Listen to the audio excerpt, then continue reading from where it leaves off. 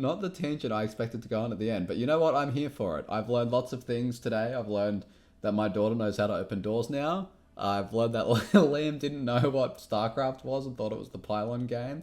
And there's an open question as to if Transmute Artifact is the unsung hero of our time. 7,000,000.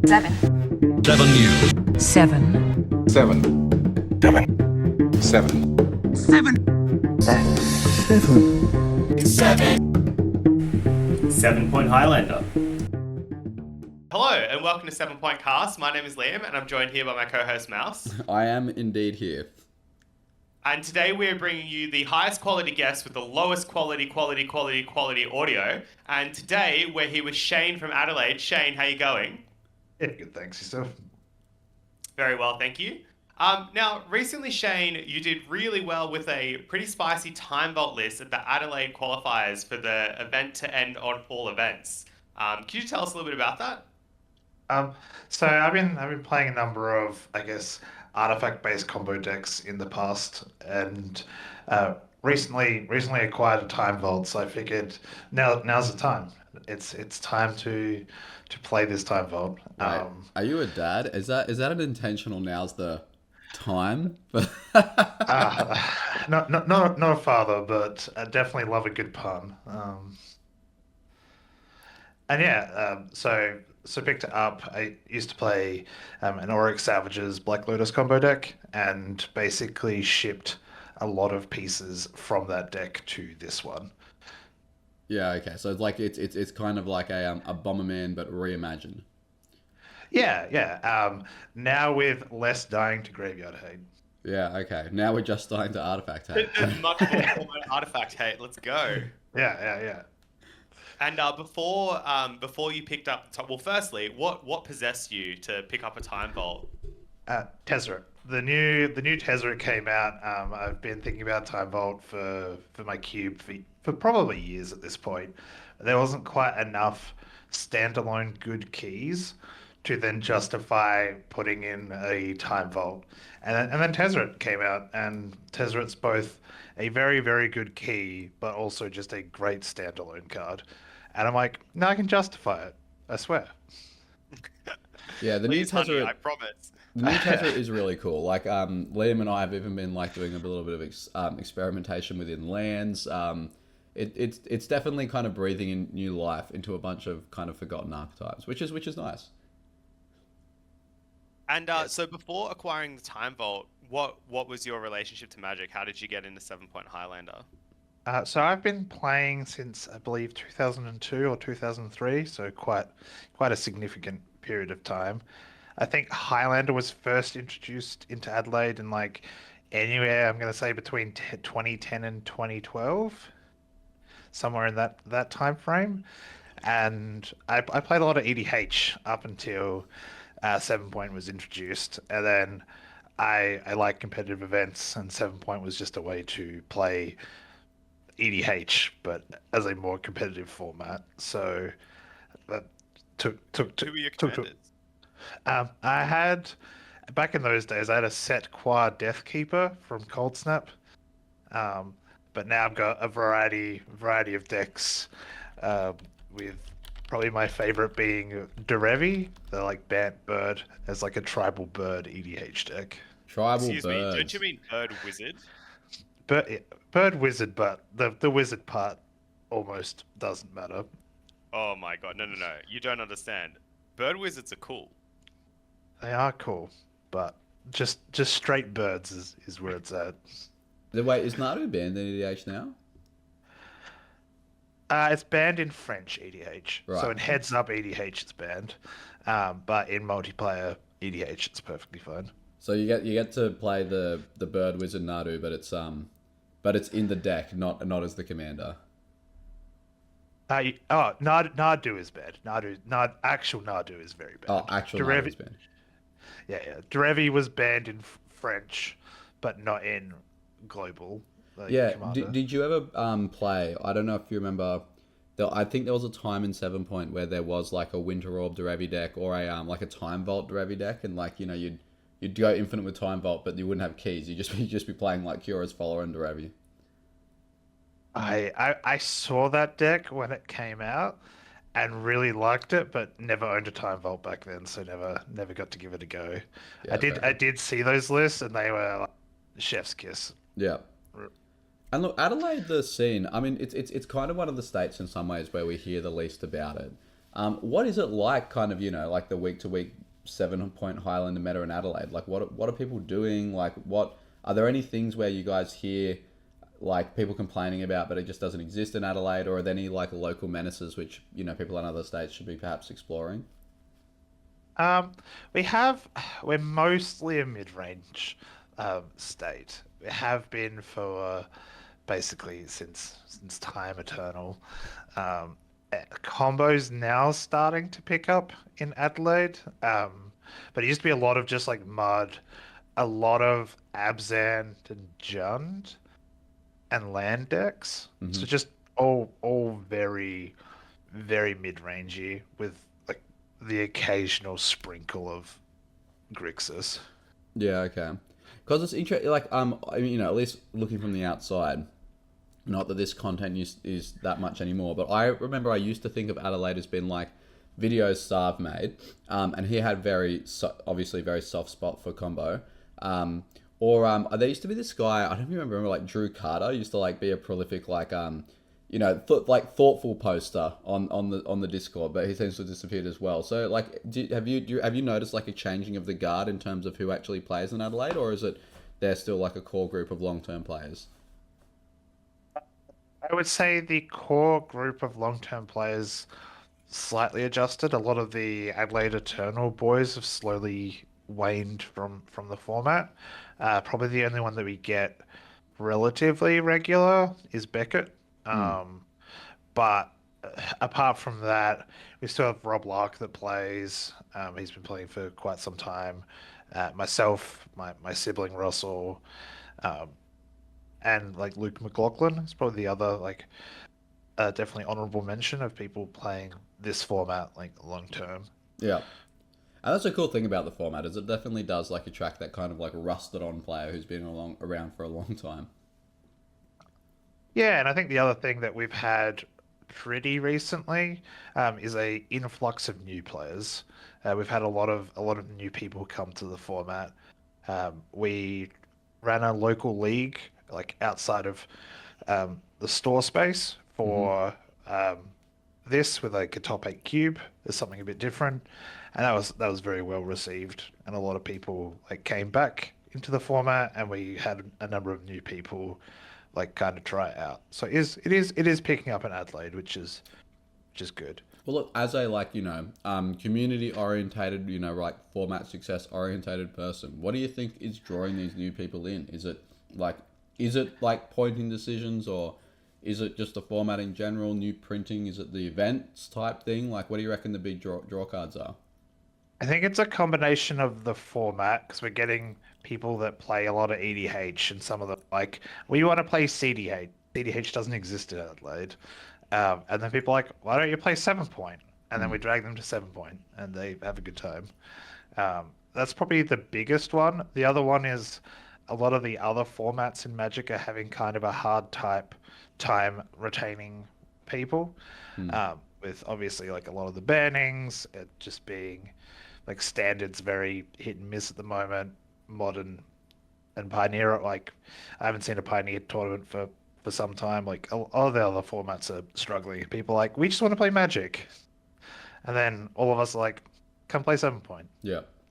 Yeah, the pointing system definitely does smooth off. It's like smooth changes around. Like even big pointings in reality only really result in what like at most like less than half a dozen changes to a deck. Oh, Um, danger, Ben, be careful. Sounds like you're going to yeah. make a granularity argument. But listen, no one's saying half points. But just even like a big point, even if like we point seven things, they're usually spread across like four or five different decks, and so like it's not the same as a banning, right? Where a deck can just totally die, and then someone has to like sell and rebuild from scratch type thing. I think it's pretty rare. I mean, but let's just say like it's been a long time since the community does anything like flash to four, Hulk to four, like Yeah, I definitely feel that. I'm of a very, very similar opinion that it's like there are definitely times that the points make decks like probably a bit rough enough that you might try something else. But if you are dedicated to a deck, you can usually make swaps and the deck still functions at a reasonable to good degree. Well, look, that seems like the perfect segue to talk about this Time Vault deck, because this is, I think, a deck where, like, there is a very strong, like, a very dedicated, small group of Time Vault enjoyers who have long, been, long said that the deck is essentially banned from success with Time Vault at 4, and have looked, at cards like Underworld Breach with envious eyes, and maybe with the printing of Tezzeret, it's time to make a resurgence. What do you think the recipe for success is if you are a Time Vault gamer? To not play it as a hard combo deck. And this is probably my hottest take on this deck. You are actually a mid-range deck with a combo finish. All right, explain. And Tell us how that works. so a lot of you're not playing like the main things you're trying not to do is just like relentlessly burn through your resources at a quick pace, because it then makes like artifact hate, things like force of vigor much better if you're burning things like Lotus Petal to like try and get things in quicker. You'll probably also notice in the deck there's no Mox Diamond or Chrome Mox. So a lot of the I guess we'll get to it further on, but a lot of the deck is trying to not 2-for-1 itself. And so it's definitely on the slower side of combo decks, but you're a lot more resilient than other combo decks.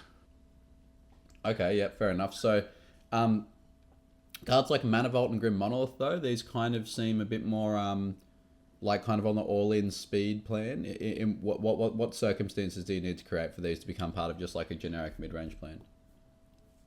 Ways to use the mana on future turns. So a lot of the time you would deploy Mana Vault or Grim Monolith without activating it that turn. So most of the time they're like a turn off. And you usually play them to try and bait counter spells or action on the Mana Vault or the Grim Monolith, because they are very powerful. And if you are allowed to untap with that amount of mana, you can do. But you're trying to use other powerful cards to bait interaction to then play your win cons, such as like Time Vault or the Painter combo. So can I ask then? Does that mean that if you have an opponent who is on the counter magic suite, are they making an error in countering these cards, or is it kind of damned if you do, damned if you don't? Definitely pretty damned if you do, damned if you don't. Yeah. Like if Mana's Vault resolves, there's a lot of time you get to like actively play around like Days or some of the more like free conditional counter magic, which then forces them to hold up like actual counter magic, like counter spells, force like the forces, etc. But then they're not putting pressure on, and all this deck wants is time. And you just want turns. You just want as many turns without dying before going off. Well, if that's the case, then why don't you talk us through the different ways the deck goes off? Like on the screen, I can see Liam's got the Time Vault key, but I can tell that there are a number of other combos. So do you want to just kind of walk us through what all the different like kind of lines are, like of the things you're aiming to create? Yeah, absolutely. So with Time Vault, you have 4 keys in total in the deck.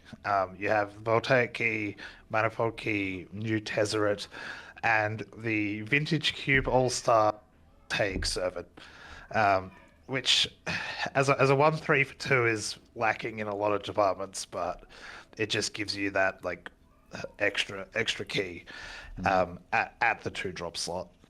That's your like primary combo. Really hoping to assemble that more than anything else.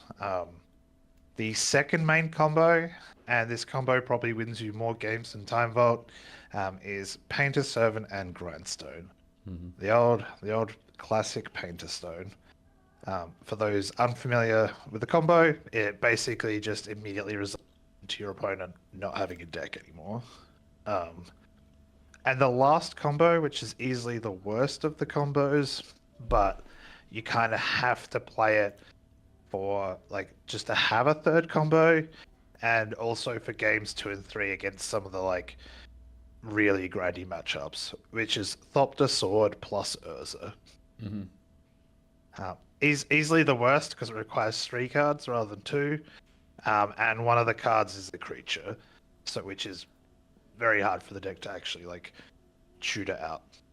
So just in case people haven't seen them before, the Painter Stone one is the Painter 7 makes all of the cards in the game a certain colour, and the Yep. Grindstone has conditional if the 2 cards are the same colour, it basically mills them again, so it will Yeah. mill them out. And I mean, a lot of people might even remember Thop the Sword as just being a combo by itself, like even before the printing of Urza, it was just every 1 mana you had became 1 life and 1/1 flyer. Because you sacrifice the sword sees the 1/1 come in and comes back from the graveyard, which means you can sacrifice the sword again.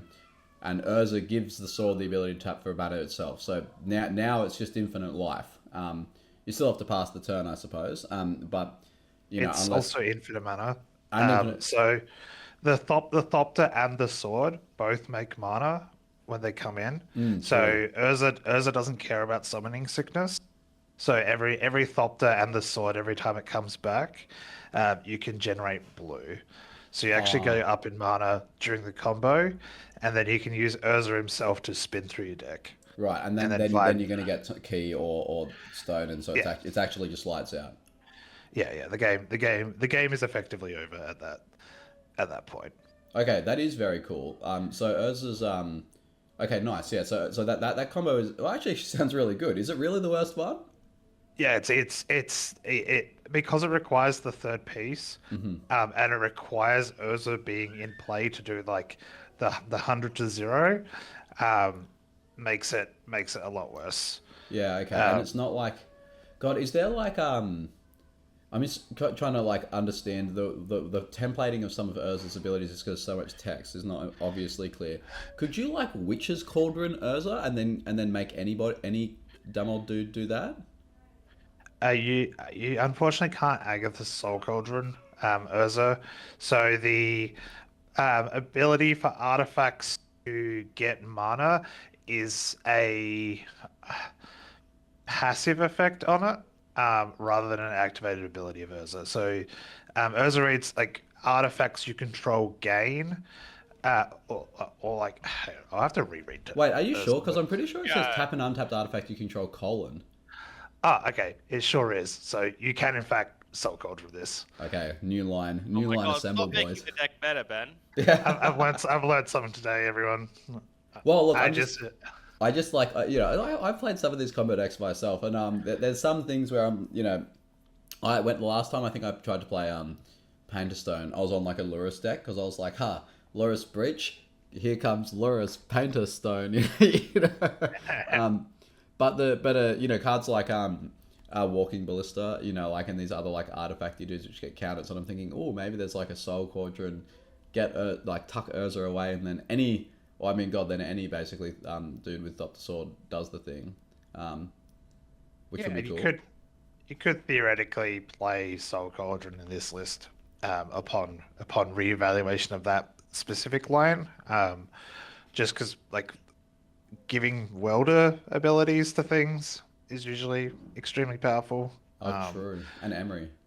Yeah, there's definitely enough in the deck that you could justify Soul Cauldron.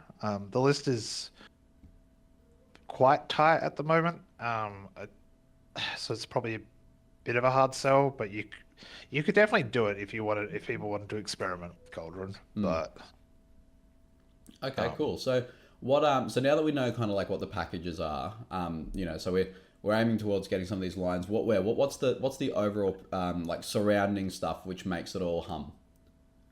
so yeah, as people can see on the screen, there's like 3 sections of like cards that really make the deck turn. The pods are probably like the really big one. There's a lot of lines you can like form and do a lot of kills out of effectively nowhere, with pods.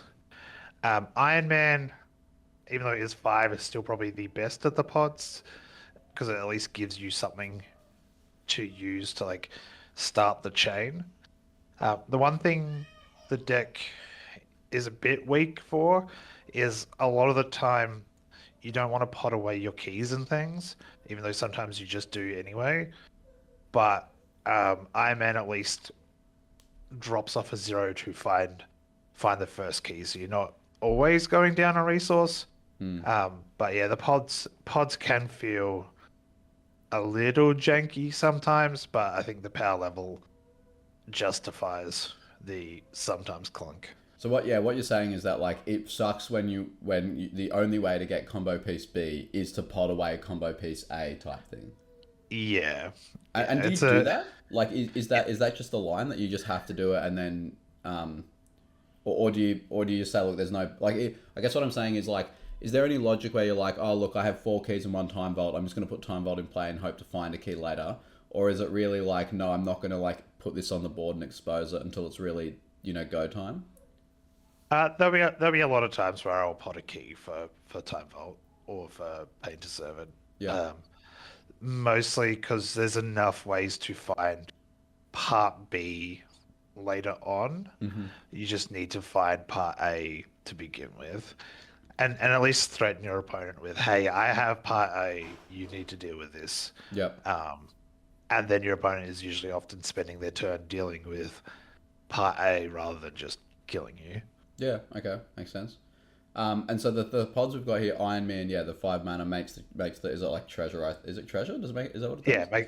Yeah, when it attacks, it makes a treasure. Oh, every time Iron Man attacks, it makes a treasure. Then you can sacrifice any artifact, and then find an artifact with CMC 1 or greater and put it into play tapped. Yeah.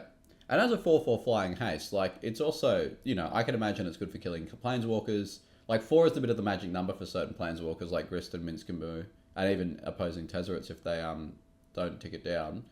I imagine it also grabs the initiative a fair bit if that's a... Like, do you find him useful as just a body, or is he basically just there as a glorified pod? Probably a couple things. One quick mention: he can't sacrifice creature artifacts to pod. Has to be a non-creature artifact. A lot of the time, in I guess games 2 and 3, you sometimes have to code a plan D, which is combat damage. Not plan C. No. Sadly enough, plan C is Thopter Sword. Right. Makes me sad. But if you board Thopter Sword out, combat does become plan C. And yeah, a lot of the time, just the 4/4 like flying haste is kind of good enough. Like, because the deck has access to Mana Vault. There have been games where you play Iron Man on turn 2, and if they just don't have something early enough, he just runs away with the game. If you get Mana Vault to Iron Man, do you immediately just go get the Time Vault and be like, really just so like it's happening at some point?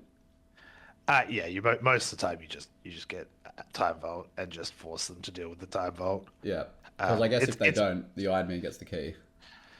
Yeah. Notably, because Iron Man puts the thing it finds into play tapped, and Time Vault already comes into play tapped, it's pretty ideal to do Iron Man. You can't instantly key off Iron Man. I guess unless you play a 1 mana artifact and then get the servant, or can it only get non-creatures as well? It can get creatures, it just can't sack creatures to do the thing. So you can get Voltaic Servant with it. And then pod number 2 is Oswald Fiddlebender, the legend, the man, the myth, the legend, which is white, and it is straight up just pod, right? It's like sacrifice an artifact to get one, which costs 1 more. Yeah, it's just repurposing Bay. Yeah. Which is the third pod. Yeah. The very interesting thing about repurposing Bay is that if you do have Fiddlebender or Iron Man, it's usually the first 3-cost target you find when you pod into it. Oh, you pod into the Bay? Yeah, there's been a lot of times I've podded Bay. Because then if you get to untap with Fiddlebender and repurposing Bay, you definitely can very quickly assemble an A plus B combo. Huh. Okay, interesting. Turn. See, that's not what I would have expected, but like I get it, right? Like it's like It's like I pod into my pod so that I can pod two things and just get both parts of the combo all at once, as opposed to like one and pass for interaction type thing. Yeah, which I guess further leans into the point that this deck is probably on the slower side for the most part, but you have enough ways to find your stuff that it's kind of like this inevitability grind because you're just putting enough things on the board that they constantly have to kill. And then, yeah, at some point they usually just run out of resources to do with your things, and then you're just like, here's this combo kill. I definitely have found that in the format that like a lot of combo decks can really get by on like redundancy, in the sense that it's even like if you get like a really interactive mid-range deck, like they only have one Abrupt Decay and one Besage or something, and that kind of might be it for non-creature spell removal. And even like the counterspell decks, like yeah, if you count like all the soft counters, there's a fair few of them, but it's not like decks that are running like like Counterspell and Mana Leak and Lose Focus. Like they're usually only running like about 4 or 5, which means in a game they might just have one. So if you've got if the deck is capable of just going thread after thread after thread, like if the first one doesn't stick, the second one might. Like is that how you've experienced playing this? That like that they get the first one, but the second one gets them, or? Yeah, absolutely. The amount of times you'll just run get killed is quite high, because you do have like an okay amount of recursion. It's like not the end of the world, but yeah, you're usually just running things out and being like, you just have to deal with this. And so you kind of get extra turns because your opponents are just they just have to spend all this time and resources on doing that rather than like play a Pyrogoyf to then kill you. So could your opponent just not, if they see the Oswald line where you crack Oswald to get a repurposing bay, could they, have the foresight to just ignore it and just attack with their creatures and try and race you in 3 turns? I mean, I know they'll feel pretty embarrassed if you just play a key from hand and win immediately, but is that like a sensible line that your opponent can play, or should they really be just killing it as best as they can? From personal experience, I think Oswald might be a bit on the too powerful level to go unhindered. The pods are more powerful than the welders in this like tier list. If like it's like a goblin welder showing, then you can probably let that one pass. The fiddlebender usually often represents the next turn. You might just not get another turn, and I think unless you can proceed to like kill me on the turn that you're trying to rumble through the fiddlebender, you probably have to kill the fiddlebender. That makes sense. Like the welders, you kind of know what they're getting. Like the graveyard is an exposed zone, and it's not like you're running Entomb, although that would be pretty epic if you had an Entomb with a welder in play. Whereas like the pods, like you can get nearly anything in your deck, and that's got to be very threatening. Yeah, absolutely. Like, I guess the only caveat is like, if you know exactly what's in my hand, and you know that I can't pod, or that you know that I can't go like plus B off the fiddlebender, then it might be worth spending the time to then start putting the pressure on for me to force action on me to do things. All right, you heard it here first. You just need to take a peek at your Time Vault opponent's hand, and that's all you need to beat them. Yeah, easy. Just get up and go to the bathroom, walk around the table. Or for those who know, wear a particularly shiny pair of aviators. Now, this obviously might be a bit unhinged, but I think it's worth asking. Like, the reason these things are called the pods is obviously a homage to Birthing Pod. Birthing Pod is an artifact, and it's castable. You've got a lot of like combo pieces like Urza, Servant, Iron Man, which are creatures. Is there room for Birthing Pod in this deck? Could theoretically do it. It is a lot of life to pay to do it. Yeah. And I think that part is the important part where, like, you probably can't justify spending the 4 life on it. Whereas, like, all these other pods don't cost you HP. Yeah, and that kind of calls back to that thing which you were saying at the beginning. You've got to like respect that this deck has to be kind of like a mid-range deck. If you can't be that all in. Yeah. You can definitely build. What Shane's trying to say is, Mouse, is yes, that was unhinged. Yeah. I mean, I could see it. I could definitely. There's enough creatures that kind of want to go into each other that, like, you could do it. I just think it's probably a little tough on your life total to then proceed to do it. So the next list is the tutors, to which we have the classics, the Trinket Mage, the Tribute Mage, but there's another special one at the top of the list. Yeah, the big Moogs. So out of these 3 particular tutors, like the creature-based tutors, Tribute Mage is the creme de la creme of this pile, as almost all your combo pieces are 2s.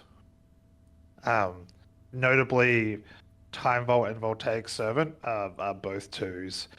Painter Servant's 2. Both Thopter and Sword are 2. So it kind of finds all the, like, really scary cards in the deck. Trinket Mage is the worst of the 3, as it only really finds keys and Mana Vault. Has some use cases where you want to find some of the zeros, but the main one, the big Moogs. Most notably with this card, it's both library and graveyard for 2 or less, and it can be either creatures or artifacts, unlike the other 2. So if you desperately want as well. Yeah, it can get back Fiddlebender, and it can get back Goblin Engineer, which is, like, probably the two notable creatures. The other thing is, because it does hit your own bin, it is the one shooter that's kind of resilient to opposition. Okay. And if Trinket Mage is the worst, and you're playing 2 and a blue to just get a 1-cost artifact, why couldn't you just play 2 and a blue and play Fabricate to get any artifact? There has been consideration for Fabricate over Trinket Mage. The deck does run pre-war formal wear and Sevin's Reclamation, so sometimes you get multiple. Yeah, makes sense. And particularly if you've got like a welder package there, it kind of then turns Trinket Mage into more cards because you can get like baubles and stuff. Yeah, and there's Astrolabe as probably the main card advantage, like welder package. And honestly, the 2/2 blocker comes up a lot to just buy a turn. And you know, if you were playing Birthing Pod, you could sacrifice away the Trinket Mage. And get the Moogle. Get the Moogle. Oh my god. Can I ask on the Moogle? So obviously I know there's the things the deck that like it can do versus what it does do. How often do you reckon it actually is digging, like dumpster diving into the graveyard for stuff, or is it reliably like, you know, is it like 90% of the time when you get it, when you cast this, you're just getting Time Vault, or is the Engineer Fiddlebender thing like, is that like 50%? Is that 10%? Like, how often is this happening? So the Engineer Fiddlebender is, I'm gonna say, like 10% of used cases. It's quite low. Yeah. In terms of bin versus deck, a lot of the time it's about 50-50. Okay. So mostly because like the deck runs, like I have a habit of just running my Time Vault out to just like eat something, and Moogle's like, well, I'm just gonna pick it up. That little envelope that it's carrying, it's really just a Time Vault. Enjoy. But and look, and the follow-up I had on this the Moogle thing is, how does the actual, like, so with opposition agent specifically, or like Ashiok, how, like, the ruling of how it works is you don't have to commit to a zone or anything first, right? Like if you play this card, they have to basically go Oppo agent and then you get to redecide where you're going, or do you commit to a zone and then they get a chance to intervene? The trigger goes on the stack because you can search and or. They have to Oppo before the trigger happens, and then you just go or graveyard. Yeah, I'm gonna okay. choose just graveyard. Yeah, so that's actually You that's will actually really good. you will have to nominate that you are only doing graveyard when they do it, but like yeah, you Oh, mostly right. because So the the templating is if you search your library this way, shuffle at the bottom. so So that and slash or is really doing big work for the. yeah, and the fact that you can just choose not to search your library means that you don't just get agented. Yeah, cool. All right, that's nice. And then the third thing we have here is the welders, which is Goblin Welder, Goblin Engineer, and Emery, which is pretty kind of a welder of sorts. Tell us about like the role these play in the deck.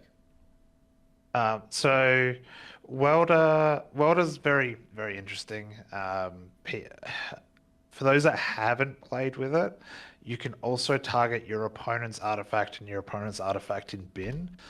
So it does come up against Storm when they tinker away something for their Citadel, and then you can swap their Citadel with the thing that they've tinkered away with.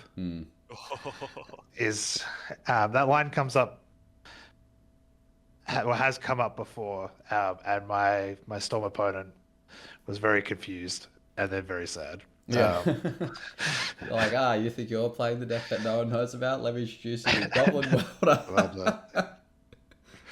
I have swapped my opponent's Sundering Titan with something else to not die and lose all my lands. So like swapping your opponent's stuff comes a fair bit. But the main thing that Welder does that the other two don't is it's a reliable turn one play that once again just allows you to try and force through your combo pieces. And they either have to like interact with the Welder first, which might clear the path for your unfair piece, or if you have a bauble in hand and Welder's like not summoning sick, you can just go like Time Vault, it eats like a counter spell or something, and then you just go bauble, get my Time Vault back.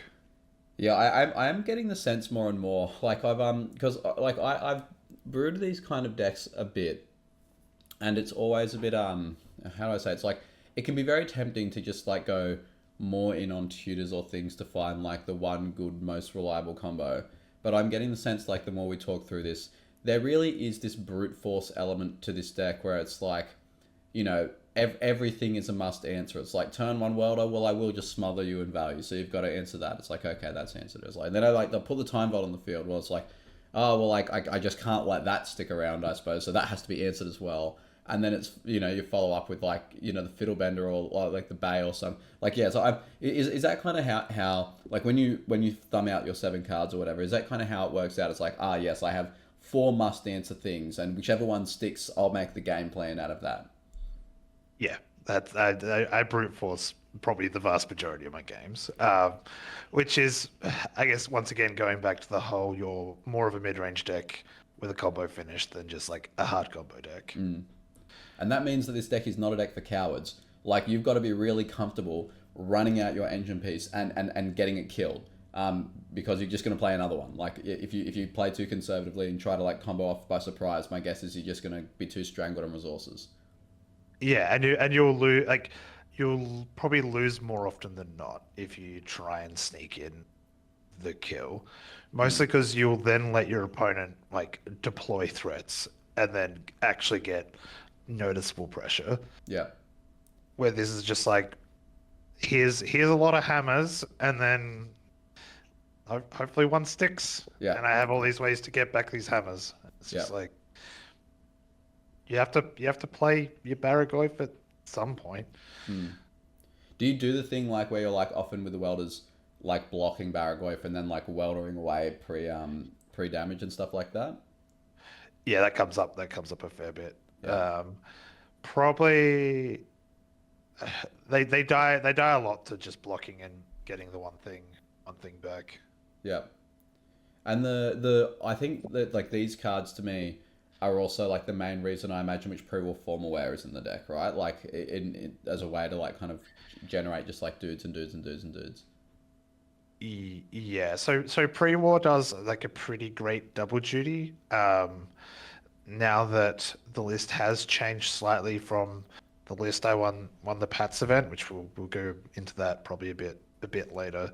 And it's the other reason why you're playing like Trinket as opposed to Fabricate is just has a +1 target for pre-war.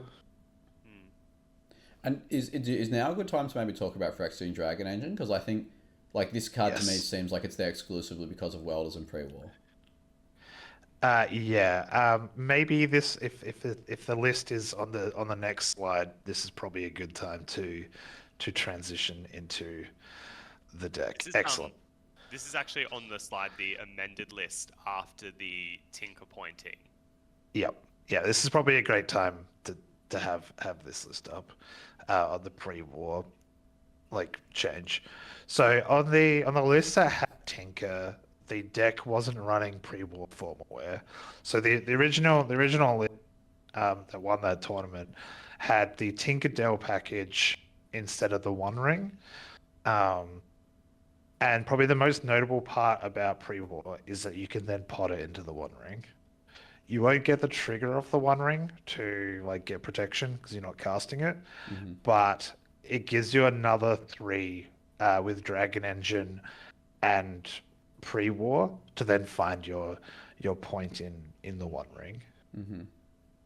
So it's both like a recursion piece, but also like a pretty important 3 cost that you could just like move. Yeah, and that leaves behind value, right? Because especially if you get like Trinket or Tribute, well then you've got another part of a combo where the One Ring can dig to find the other part. Yeah, and probably the funniest one is if it leaves behind like Fiddlebender, because then you get value off your One Ring and then you pod the One Ring away for Iron Man. Oh right, that is cool. Yeah, Iron Man is notably a artifact feature for those playing at home. So you can Beseiju, which has come up often.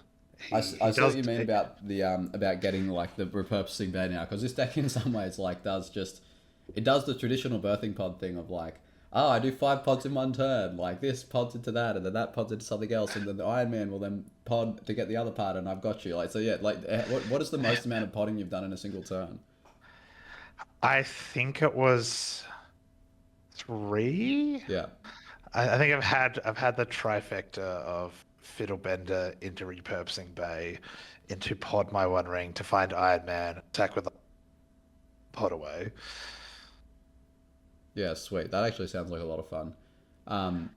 Okay, right. So that makes sense. Oh, can I ask as well, one notable exclusion with because I noticed with the points spread, which kind of a bit of an oversight of us not to talk about it afterwards. Like obviously the Time Vault is 4, which takes up a lot. So you've got the One Ring, you've got Urza Saga, you've got Mana Vault. Yep. And Mana Vault, I imagine, is there because it's doing a lot of work with Tezzeret. A very common Urza Saga finisher is either Shadow Spear or Lava Spur Boots. And you run neither of them. And Lava Spur Boots, I would have thought would have been a shoe-in with like the Welder and the Fiddlebender and like the Emery. Why does it not make the cut?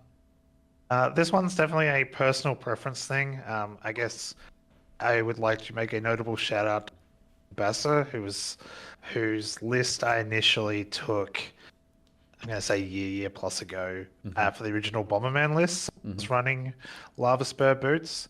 But the more I played with Lava Spur Boots, I often found I just never had the 1 mana to like actually equip it.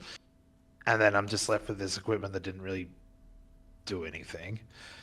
The deck is unbelievably mana hungry, and you often just don't have the spare mana to equip either of those things.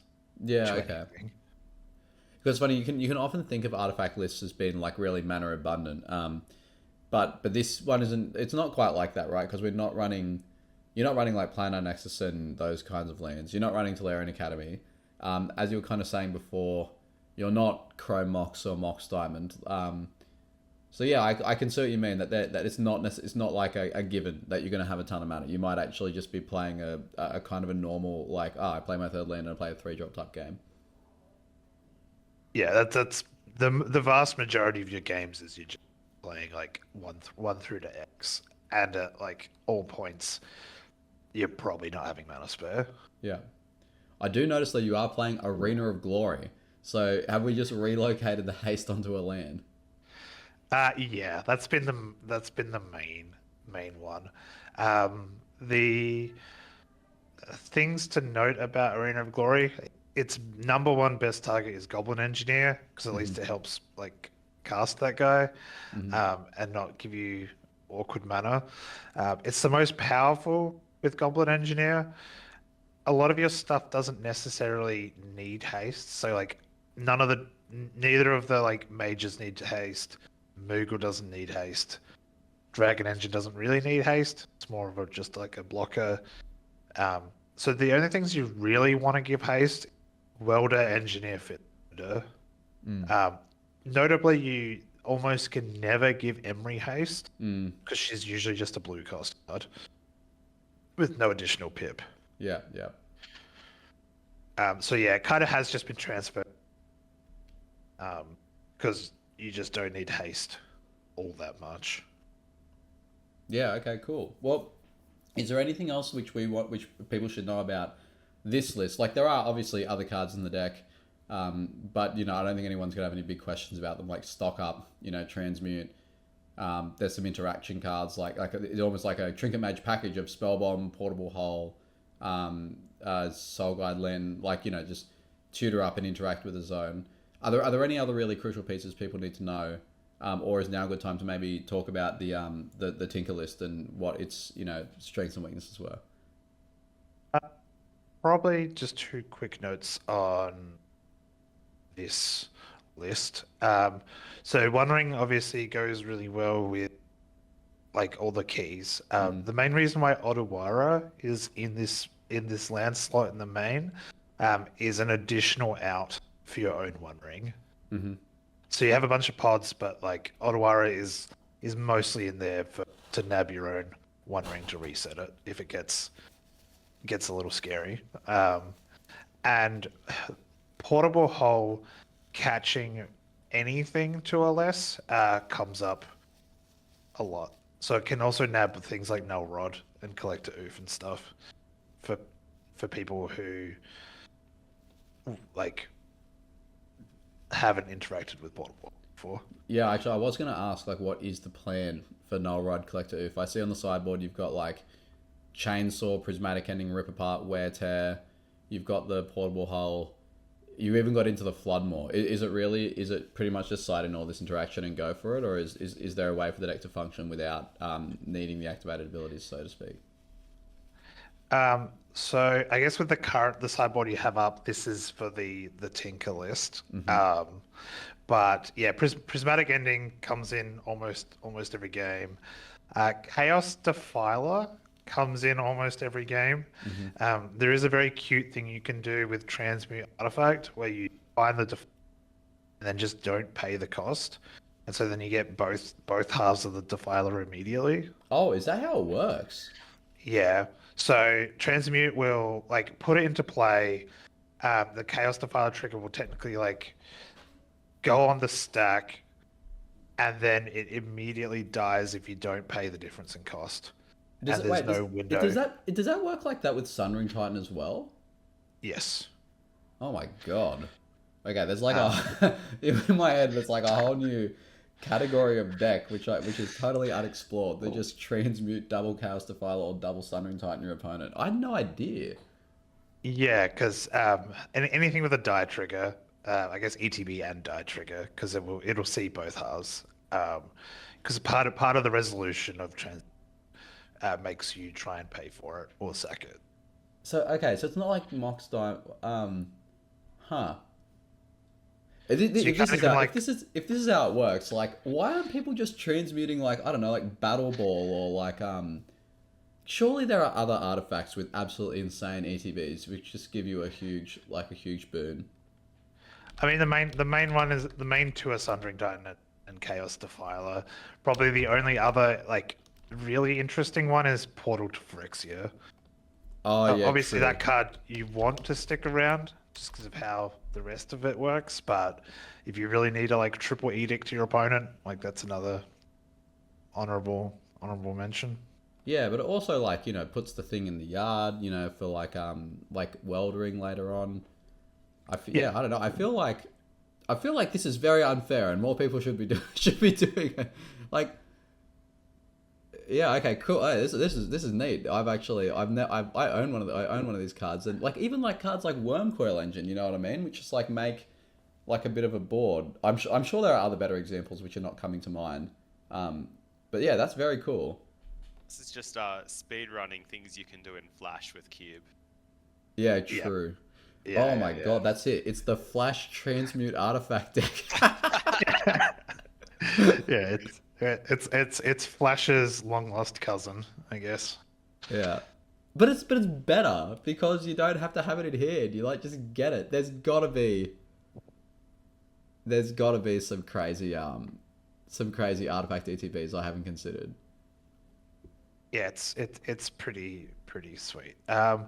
I guess while this sideboard is up, now that we have put the Dragon Engine and pre-war package in, Rest in Peace has, because you can no longer afford to have Rest in Peace. Right. God. Hang on a moment. I'm reading the ruling. Is this if the card's mana value is less than, put it onto the battlefield. If it's greater, you may pay X. If you do put it onto the battlefield, if you don't, it's put into your owner's graveyard. Are you sure? It might, the way I'm reading this, it almost sounds like it's more like Mox Diamond where it never enters. So yeah, so Joe for Because like it's one of those like old cards where the where the way it's written on the card is just completely unintelligible. Yeah, so because it has the put it onto the battlefield first, and then the if it's greater, it always puts it onto the battlefield, and then it checks cost, and then it's like if it's greater, you can pay the difference, and if you don't, you put it into the I've got terrible news. The AI overview says it's a replacement effect, which that doesn't necessarily mean anything. It is AI, but I think it might be a replacement effect. Like it's if you pay the difference, you get it, but if you don't, it's just discarded. Although it's drawing all of its. Okay, look, I don't want to spend like we need to get like a judge or something. We'll go to the Discord and ask judge question. Either this is the most exciting news I've ever learned, or the most disappointing. Yeah, I'll be of the same. Are you gonna have to hand back your invitation? How many games did you win with this strategy? Yeah. It definitely came up once, like in a crucial game. So I've definitely like. It's all right. We'll take it out in post. You No, look. If any judge can clarify this, that would want to be something I could definitely use to learn. But yeah, just with how it's like worded in the Oracle text of what I can see, it works as I believe it works. Yeah, cool. Oh, look, we'll follow up later. Well, yeah. Anyway, tell us about this. Tell us about this Tinker list. Before we go to the Tinker list, like the elephant in the room is that Tinker just got pointed, and we only got this amended list last night beforehand. Now, if you were to listen to the Public's Point discussion or any of the forum channels about Tinker being pointed, there'll be a chorus of voices saying you can't point Tinker because if you do, it does unnecessary splash damage to Time Vault, and Time Vault decks are already ludicrously overpointed. It's not fair. Why don't you tell us like a little bit of your opinion about that? Yeah, this is another Shane hot take special. Tinker was the worst pointed deck by like such a long mark. But the Tinker Citadel package is so powerful. It always feels like a 3 package. But the sum of Tinker Citadel compared to the sum of losing either Saga or and the one ring slot was just, it's not, you just can't really justify Saga or Manifold in the deck. They're just kind of too important. The one ring, because of all the ways you can abuse one ring, it was always the like next best hot contender in the deck. But the deck not wanting to go down on cards, like once again back to the whole like Chrome Mox and Mox Diamond thing, the fact that Tinker makes you sacrifice a piece, and often you don't. It's the same issue with like the pods where you don't like. There are times that you just, this is a bit awkward. There'll be a bunch of times that you like have the Tinker, and the only thing you can tinker away is a key, and you're like, oh, I can get this time vault, but then like I can't activate it because I just tinkered away the key, and you're like, sad face. So you kind of needed Citadel to make Tinker good. Yeah, cool. And so, like, yeah, the deck is otherwise the same. It's just that it has Tinker Citadel in it instead of Dragon Engine and Pre-War. Pretty much. United Battlefront came out because Dragon Engine is like an additional like 3 cost thing it can't hit because Battlefront can't hit creatures. So the number for Battlefront dipped below the threshold to then keep it in. Yeah. Okay. Cool. Well, look. In the kind of like closing 5-10 minutes of the podcast, you mentioned in the pre-room that you had some hot takes, some maybe format format takes, something like that. Do you want to regale us with where you think the format's going right or wrong? And hang on, and then we'll finish up. Oh no! Podcast has been interrupted by child. Away with you! Daddy will be finished soon. Go and play with mummy. Just tinker her away, Ben. Yeah, tinker away. Sub her out. So, I think for the large part of the format, it's in a very good spot at the moment. The latest points announcement was pretty good. I guess the additional points I would have kind of liked to see is if Tez copped a point, because I was definitely expecting Tez to cop a point. And Force of Will to 2 was the things I was like hoping for. And a potential D point in Channel. Channel is like, it's such an like. Don't worry. If someone said to me that Channel will be bad at 0, I would be open to hearing that argument, just because compared to like the other combo decks which exist nowadays, it's very I don't know if it quite makes the muster, but it's just such a it's just such an odd deck. Yeah. It's just such a weird deck to have around, because like it wins in like 20 minutes. Do you know what I mean? Like, so I don't know if there's anyone who's especially like kind of wanting that to be a tournament presence. That's fair. Aren't there people who are a lot of fan of Nadu? But Nadu actually, like, if you're not winning quickly with Nadu, that's user error. Like, you can, it's not that complicated, like unless you happen to have like multiple copies of Spring Harden and Tuku and you didn't come prepared with the tokens or whatever. Like, Nadu, you can get through it pretty quickly. The Channel thing, you might actually be playing as fast as you can, but you need to do 20 iterations. Do you know what I mean? Yeah, I know what you mean. I think Channel at 1 would be like potentially serviceable, but Channel at 2 is a bit rough for Channel. Any of the like fair things you're doing with Channel, just like cheating in like a Blightsteel or whatever, just half the time just isn't kind of good enough. Yeah, I mean, I suppose nowadays no one does Blightsteel though. It would just be like it would be an Eldrazi Titan. Yeah, it'd just probably be 15 cost like Emrakul, and it's just a lot of setup to like get it done, I think. Yeah. Force to 2 is another interesting one where it's like I guess it's no one knows what the format looks like if like one of the most common pieces of free counter magic is gone. Like, is there like a risk of just like combo winter, you know what I mean? Or so like is the purpose sort of in your mind to like free up a bit of space for combo, or is it just the like that blue mid range is kind of like been so good for so long? Uh, Honestly, it's to hopefully free up other mid-range decks that Yeah. aren't blue mid-range. Um, so at the moment we see Jund, because Jund just kind of does Jund things. Grixis and like Mardu is kind of like just an initiative deck at the moment. There are some other like good like solid just like mid-range decks, but that's kind of where the mid-range stops. Mm. And I think it's very hard to justify not playing a blue mid-range deck when you do have access to things like Force of Will at 1 and like Frog at 2, Mm-hmm. because they're just so much better than playing things like Bristly Bill or I'm trying to think of other prime, just generic greenish mid like Bathtub. yeah, or Territorial Carvu, that kind of thing.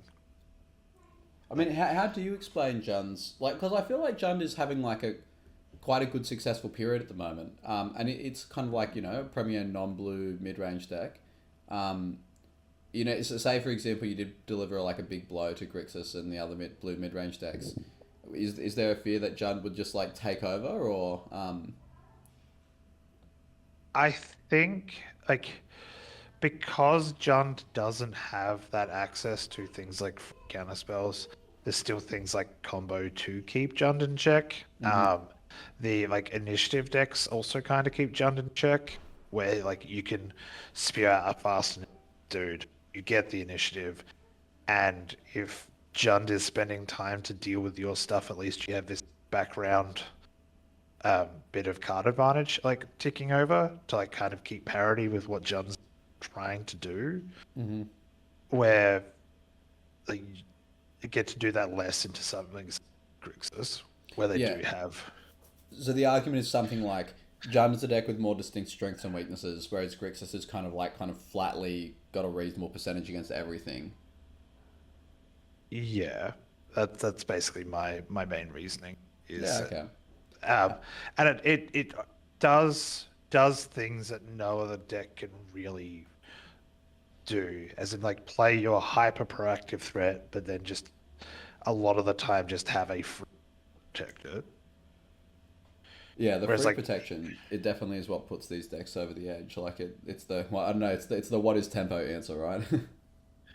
yeah, pretty much. And like Jund like has obviously a plethora of very good threats, but no real way to protect the threats. So at least you can relatively well like deal with the threats, because it's not like your fatal push is then gonna magically get dazed or misstepped, or not misstepped, but like dazed, or your prismatic ending for the Barragoyf just something to keep the Barragoyf alive. Yeah, cool. All right. Have you got any other like hot takes to finish up on? Because otherwise, Lime's usually No, got some quick questions. that's probably as spicy as we get. I think if Tez cops a point because you're already like hitting combo, at least like hitting mid-range deck as well to at least keep combo in would be appreciated. Yeah, fair enough. All right, Liam, do you want to finish off with some quick questions? Yeah, so I've got two quick questions for you to wrap up. The first one is our friends at Rad Nauseam have been doing weekly roundups explaining what the meta is like in other places around Australia. So like Canberra is very mid-rangey, Melbourne's very combo-y, Wollongong is crazy. If you were to pick a non-Adelaide meta to play your weeklies at, what would be the one you would pick and why? I would probably pick Canberra for the mid-range like meta. I think this deck's biggest weakness is other fast combo decks. You just want to Because come and pants us. We're all playing our 1, 2, and 3 drops on curve, and you're just like, okay. Yeah, I find those games the most because there's a lot of like navigating that happens when you play into mid range. Whereas But like then- when it's I was gonna say, but then the Canberrans would stop complaining about breach bond and they'd start complaining about time vault. Come and lose some games to Breach Bond, okay? We'll see. We'll see how you're feeling after that. And the second quick question I had is, what universes beyond IP would you probably give your most amount of money to WotC? For example, for me, I really like Doctor Who, so I bought all of the lands. What would they need to print for you to waste a lot of money on it? That's a good question. Maybe either like Slay the Spire or Dota. It might be the two IPs that. Is Dota the Pylons one? Is that The that game? Pylons one. Oh my That's god. StarCraft. That's StarCraft. Oh, StarCraft. Oh, okay. Liam, that's gotta be like one of the most like self-disclosure questions either. Is Dota the one with pylons? I'm sorry, dude. I'm sorry. I'm not the ultimate epic gamer, man. Forgive me. Like, listen, the question is the real epic gamer man question is, which Dota are we drawing from? Are we drawing from Dota as it existed as a modern Warcraft 3, or are we drawing from Dota the standalone? Dota 2, the standalone. It's the one they've got the most hours in. Yeah, fair enough. That actually would. Oh wait, I thought it was just one game called Dota 2. I've never heard of any other Dota. Well, I can. So, You do it. original Dota was a Warcraft 3 mod, I believe.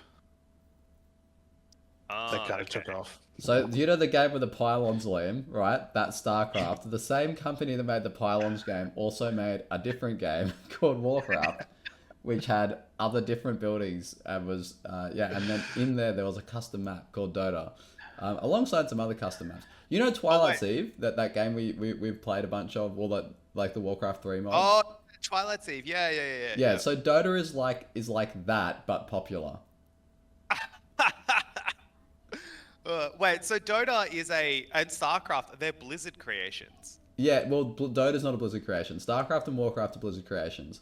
Dota is like a fan made custom map within the Warcraft game, and it was so popular that it spawned essentially an entire genre. So that you have like Dota and also like League of Legends and stuff are basically like rip-offs of Dota. Gosh, can we start calling this Dota Cast? Dota cast, yeah. Well, look, it's got to be better than Pylon cast. Well, look, Shane, it's been really lovely having you, mate, and having a chat. And like not the tangent I expected to go on at the end, but you know what? I'm here for it. I've learned lots of things today. I've learned that my daughter knows how to open doors now. I've learned that Liam didn't know what StarCraft was and thought it was the Pylon game. And there's an open question as to if Transmute Artifact is the unsung hero of our time, or Or if I've been playing it wrong. yeah. I'd really like to do that before Sydney. All right. Well, look, wrong in Sydney. let us know the answers so we can. But look, the podcast probably won't air till tomorrow. But yeah, we'll find the answer soon. All right. If people can tell me that I've been accidentally blatantly cheating, that'd be excellent. Because I definitely read that it goes in and then if you fail to pay, it dies. But yeah, definitely could have been playing this wrong. Save it for the judge, buddy. Yeah. Yeah. All right. Well, thanks everyone. And look, if you want to listen to more of this podcast, please look up 7 Point Cast on YouTube and or Spotify. Give us a subscribe or whatever. Not that we're like farming for anything here, but it is nice when people watch to see that people are watching and enjoying. This, I believe, is the season finale of season 3. Have we done 3 of these things now? Yeah, that's right. Three seasons and 2 special episodes of Vox Pops. Yeah, so it was a lot of fun, and look, we're always looking for new guests. So if we'll probably be taking a break while we get a few more guests together in another lineup of high quality content. Not that we'll of course be as high quality as our friends over as Raz Nauseum, who these guys have a reputation for producing high quality content. But if you want to listen to our high quality content, please be a part of it. Message us if you've got a deck or an archetype or something about the format which you're a bit of a specialist in or got a passion for. We're keen to have you on, hear your thoughts. You too might be the next person to bring up odd judge questions. And so we're looking forward to seeing what the future holds.